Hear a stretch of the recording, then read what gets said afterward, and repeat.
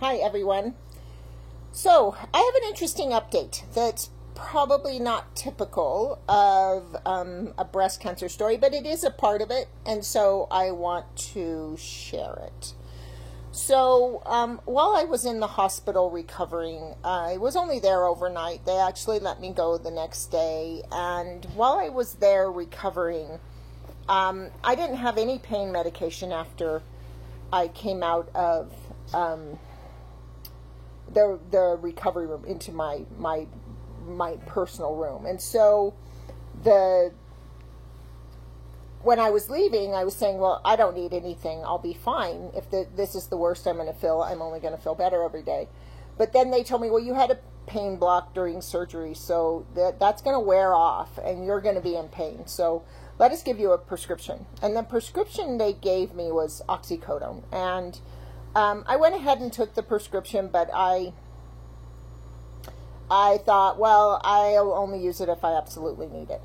And it was interesting because there was one day where I kind of had some pain. I can't remember what I was doing that day, but I had some pain, and I went ahead and took one.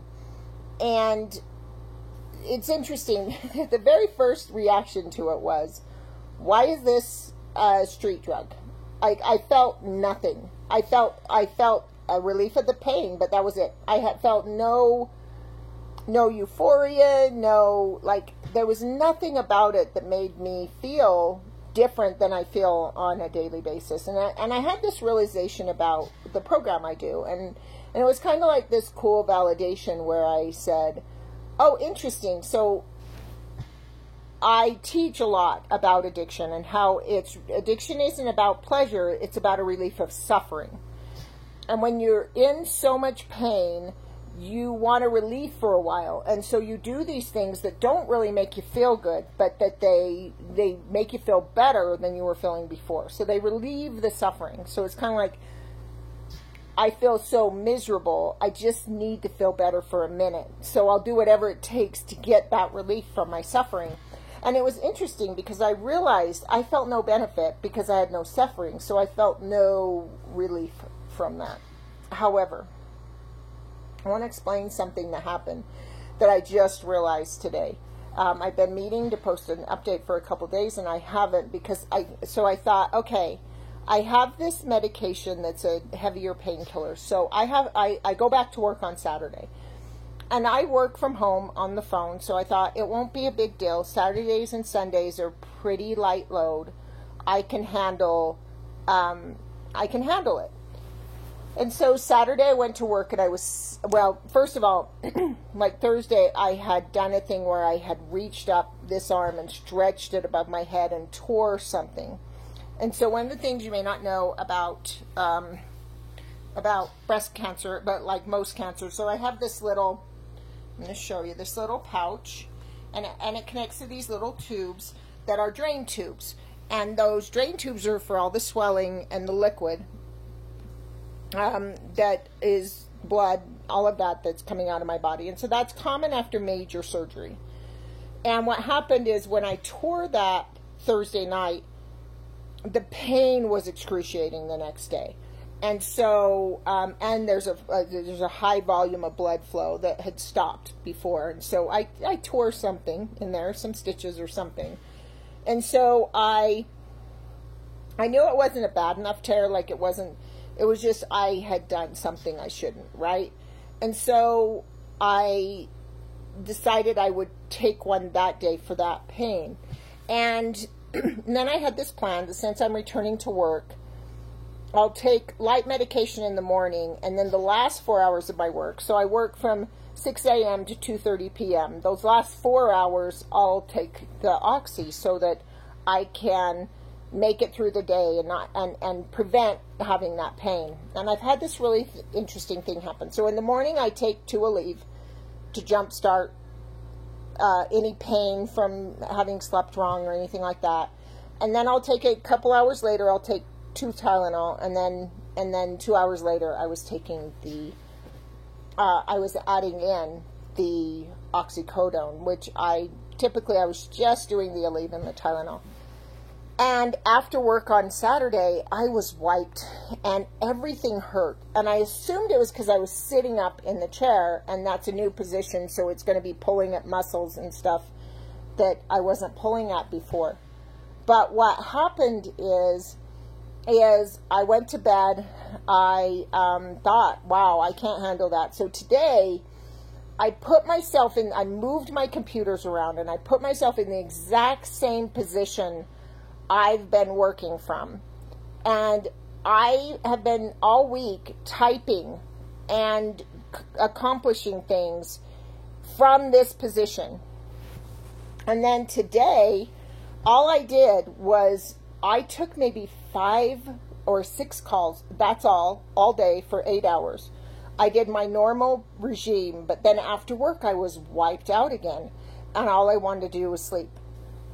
And so I fell asleep, I took a nap, and I had a bad dream, which I never have. And it wasn't like a scary bad dream. It was just like something to do with work and this really frustrating situation. And I woke up and I am sick. Like, I feel nauseous and my body feels gross. And I know part of it is that I must have been holding my breath while I slept, because I have that side effect. I've been sitting here on oxygen, trying to get some relief from that. But I realized all of a sudden, I have none. Like, I don't have suffering. So say I was a person that still had PTSD, that Oxy would relieve that pain, that suffering, and make me feel better. And then the hangover of it, I wouldn't notice because I feel miserable all the time anyway. Or maybe I'd start to blame that misery on my life instead of on that drug. Because I am a person with good brain chemistry that does not have any issues. And in this moment, I just had the first bad dream I've had in years. I feel horrible. I feel nauseous. I'll tell you what, because of my brain chemistry, the last thing I ever want to do in my life is put another little pill of oxycodone in my body. But if I didn't know this, if I wasn't aware of my body and aware that, wait a minute, I just went through the same situation all week that was making me feel better and I feel worse. If I wasn't hyper aware to that and so aware of what's going on in my body, I would not have noticed that. And so I want to... Initially, I thought, well, this doesn't have a lot to do with breast cancer, but it does. Because there are all these things that are supposed to make us feel better. And when my surgeon insisted I take that home, I started to convince myself, because of their advice, that I needed this thing that's actually made me feel worse than I do. I feel worse right now than I did the day I left the hospital. Now, I have a little less pain, but I had other things giving me less pain. Or I had a little more pain then. So, but on Thursday, before I reached up and tore that muscle, I felt great. I was having very little pain. I was recovering really great. And now this stupid painkiller has made my last 2 days miserable, because I was convinced I needed pain relief for 4 hours that I probably didn't need. So there's a lot out there, a lot of people that want to give me advice on how to take care of myself and want to